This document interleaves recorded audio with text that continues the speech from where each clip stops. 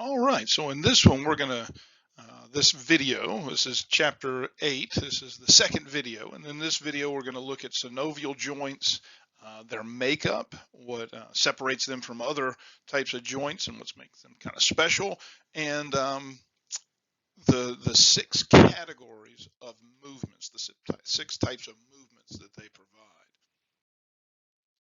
So first, synovial joints are all diarthritic joints. We looked at this in the last video, is where we ended, talking about synovial joints, the basics of them. Most joints are synovial joints, and they have a much more complex structure than the other joints, mainly because they have what's called a joint capsule, and there's going to be a lot of parts to that kind of tie in. Now, again, the synovial joint is where two bones kind of come together, and in general, we looked at when we were naming bones, we said that you'll have a condyle on one side and then an indentation called a fossa on another. That is one type of building of joints, but the ends of these two bones on both sides where they rub against each other are going to be covered with what's called articular cartilage, which is hyaline cartilage, but it is the cartilage of articulation, so to speak. This joint capsule is going to have an outer and inner layer, and we're going to see a little bit more about this.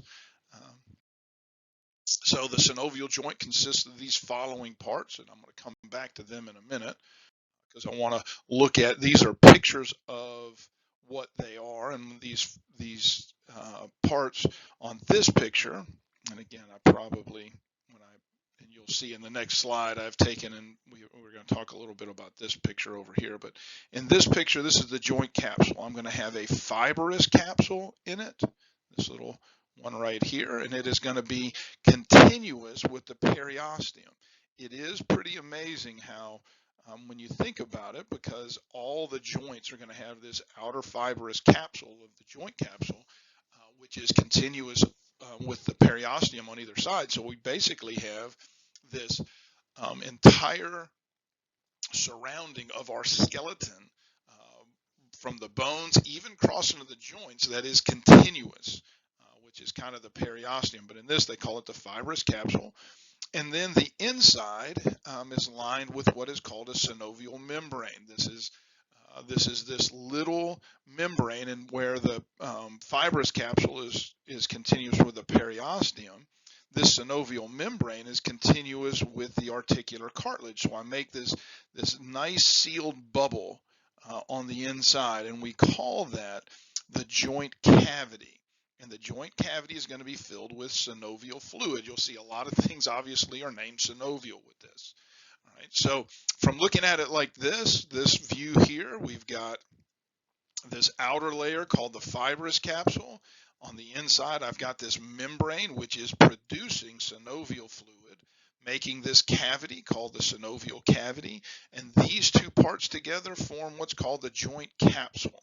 And again, here is the articular cartilage on either side.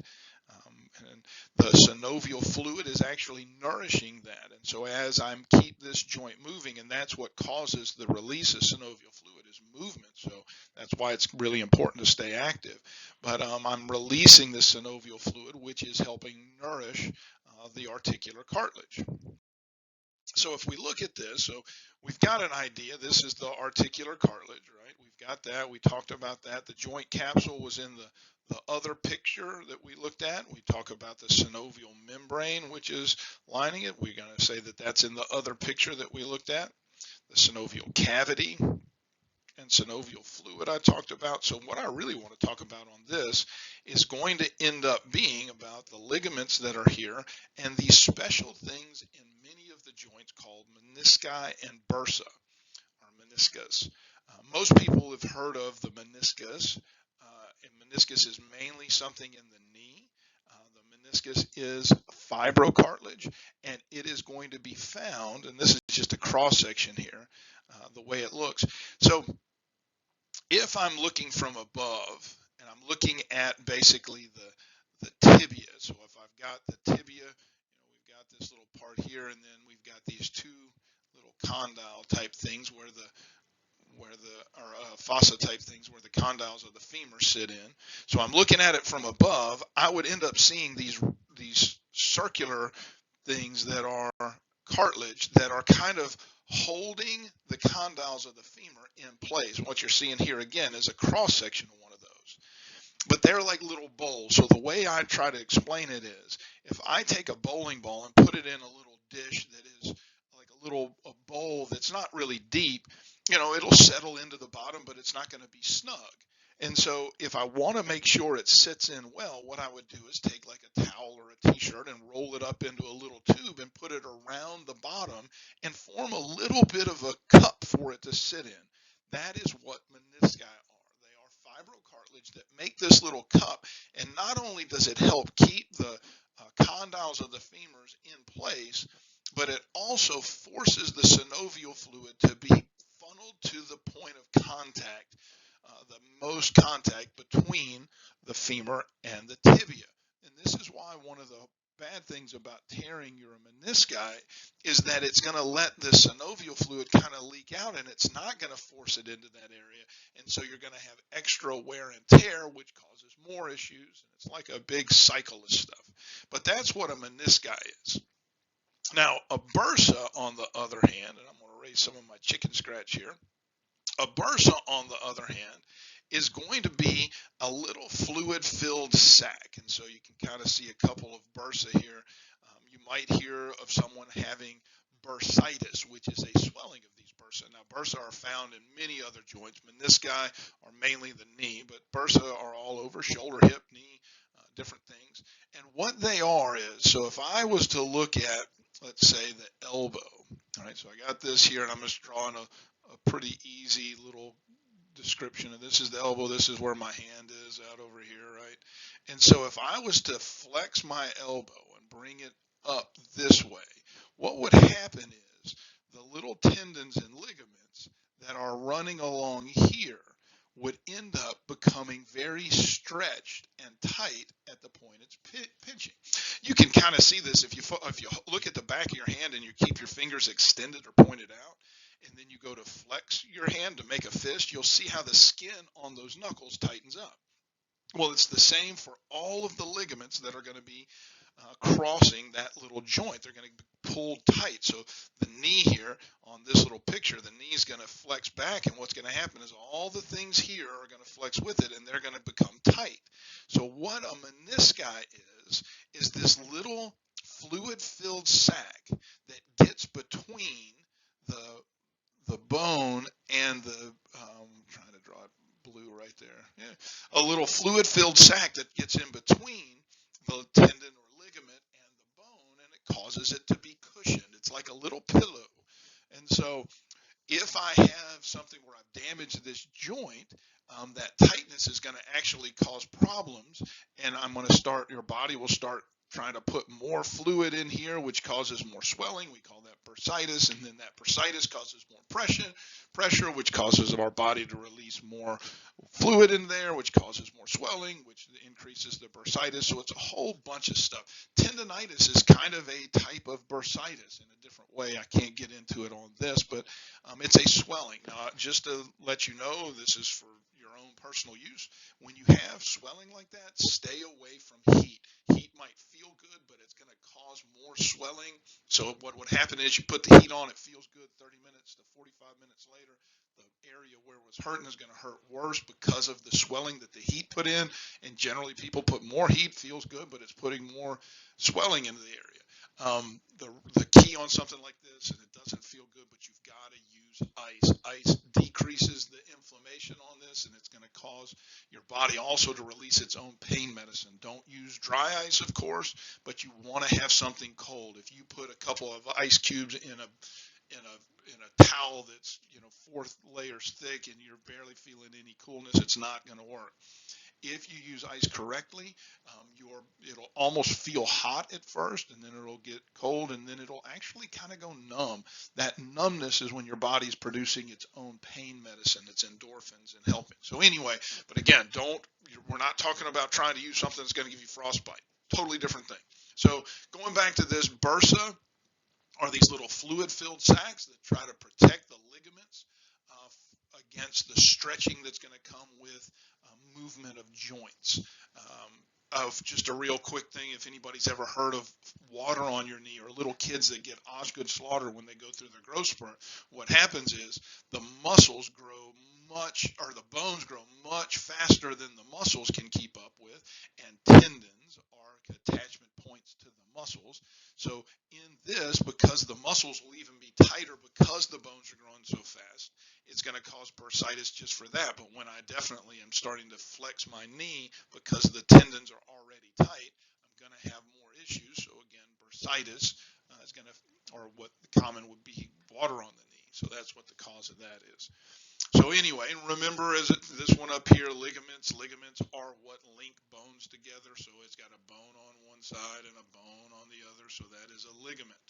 Woo. All right.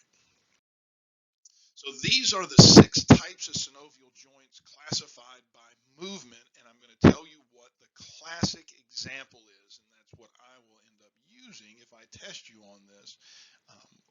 And again, remember, there are more of these in different areas, but again, this is going to be the classic example. So I start with one of the most obvious, the ball and socket joint. The ball and socket joint, the easiest one, the